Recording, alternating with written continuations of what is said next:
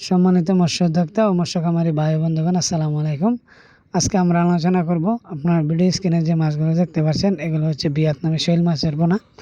আপনারা জানেন যে কালের বিবর্তনে বাংলাদেশের নদ-নদী, খাল, বিল থেকে আগে যে পরিমাণ শৈল মাছ পাওয়া যেত সেই তুলনায় শৈল মাছ এখন আর দেখা যায় না। এবং কি আপনারা জানেন যে এখন বর্তমানে বাংলাদেশ কৃষি গবেষণা ইনস্টিটিউটের তথ্য অনুযায়ী বা গবেষণা অনুযায়ী এই শৈল মাছ এখন পুকুরে চাষ করার উপযোগী হয়েছে।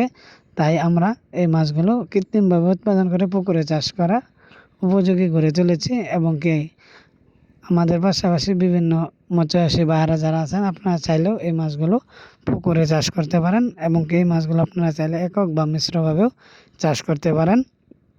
আপনারা জানেন মাছের বাজারে শৈল মাছ একটি অন্যতম নাম, এবং কি শৈল মাছের বাজারজাত অনেক ভালো এবং এই মাছ খেতেও অনেক সুস্বাদু। আপনি এই মাছ চাষ করে বছরে লক্ষ লক্ষ টাকা আয় করতে পারবেন। এক্ষেত্রে আপনার পুকুর গভীরতা থাকতে হবে কমপক্ষে 8 থেকে 9 ফিট, এবং কি পানির গভীরতা থাকতে হবে 5 থেকে 6 ফিট, এবং পুকুরের চারপাশ আগাছা পরিষ্কার রাখতে হবে। এই ভিয়েতনামি শৈল মাছের পাশাপাশি আপনি চাইলে এই মাছের সাথে ট্যাংরা, গুলশা, কই, শিং, মাগুর এবং কি কাপ জাতীয় মাছ চাষ করতে পারেন। মৎস্যচাষী ভাইরা আপনারা জানেন যে এককভাবে মাছ চাষ করে তেমনভাবে লাভবান হওয়া যায় না, এবং কি মিশ্রভাবে চাষ করলে অনেকটাই লাভবান হওয়া যায়। যার কারণে আপনি এই ভিয়েতনামি শৈল মাছ মিশ্রভাবে চাষ করে অনেক লাভবান হতে পারবেন অন্য অন্য মাছের তুলনায়। এবং এই মাছ আপনাকে একটা বাড়তি মুনাফা দেবে। এবং কি এই মাছগুলো আপনি 1 থেকে 8 মাস পালন করার পর 1 থেকে 2-3 কেজি ওজনের হয়ে থাকবে এক পিস বা একটা।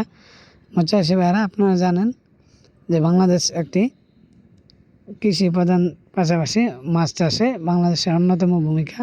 এবং আপনারা যারা মাছ চাষ করে স্বাবলম্বী হতে চান তারা অবশ্যই ঘরে বসে না থেকে মাছ চাষ করে স্বাবলম্বী হন। এবং আপনাদের যাদের এই ধরনের মাছের বা শৈল মাছের পোনা প্রয়োজন বা সংগ্রহ করতে চান, তারা অবশ্যই আমাদের ভিডিও স্ক্রিনে দেওয়া নম্বরে যোগাযোগ করে এই মাছগুলো সংগ্রহ করতে পারবেন।